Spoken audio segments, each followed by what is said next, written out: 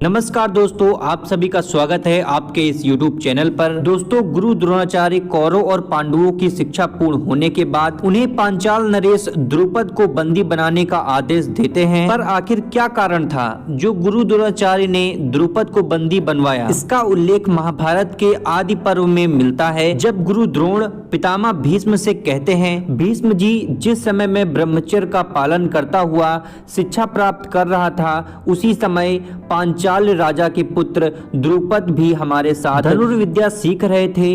हम दोनों में बड़ी मित्रता थी। उस समय वे मुझे प्रसन्न करने के लिए कहा करते थे कि जब मैं राजा हो जाऊंगा तब तुम मेरे साथ रहना। मैं सत्य शपथ करता हूं कि मेरा राज्य, संपत्ति और सुख सब तुम्हारे अधीन होंगे। उनकी यह प्रतिज्ञा स्मरण करके मैं बहुत प्रसन्न और प्रफुल्लित रहता था। कुछ दिनों के बाद मैंने सरद्वान की पुत्री कृपि से विवाह किया और उससे सूर्य के समान तेजस्वी अश्वत्थामा का जन्म हुआ। एक दिन की बात है, गोधन के धनी ऋषि कुमार दूध पी रहे थे। अश्वत्थामा उन्हें देखकर दूध पीने के लिए मचल गया और रोने लगा। उस समय मेरी आंखों के सामने अंधेरा छा गया।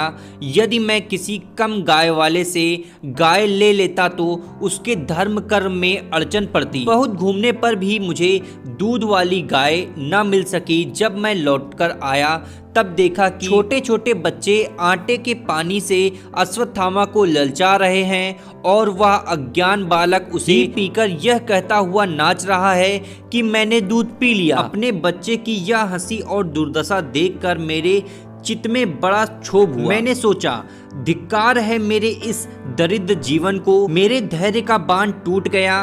भीष्म जी, जब मैंने सुना कि मेरी प्रिय सखा द्रुपद राजा हो गया है, तब मैंने अपनी पत्नी और बच्चे के साथ प्रसन्नता पूर्वक उसकी राजधानी के लिए चल पड़ा। मुझे द्रुपद की प्रतिज्ञा पर विश्वास था, परंतु जब मैं द्रुपद से मिला तब उसने अपरिचित के समान कहा, ब्राह्मण देवता, अभी तुम्हारी बुद्धि कच्ची और लोक व्यवहार से अनभिज्ञ है। तुमने क्या ही बेधड़क कह दिया कि मैं तुम्हारा सखा हूँ। अरे भाई, जो मिलते हैं वे बिछड़ते हैं। उस समय हम तुम दोनों समान थे, इसलिए मित्रता थी। अब मैं धनी हूँ, तुम निर्धन। मित्रता का दावा बिल्कुल व्यर्थ है। तुम कहते हो कि मैंने राज्य देने की प्रतिज्ञा की थी, उसका मुझे तो कुछ भी स्मरण नहीं है। तुम चाहो तो एक दिन अच्छी तरह इच्छा अनुसार भोजन कर लो। वहाँ से चलते समय मैंने एक प्रतिज्ञा की है। द्रुपद के तिरस्कार से मेरा कलेजा जल रहा है।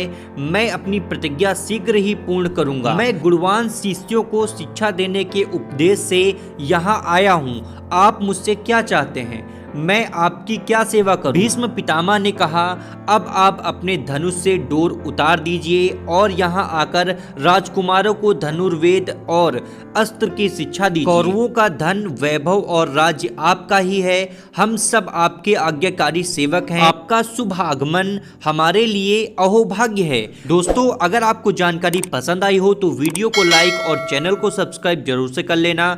धन्यवाद।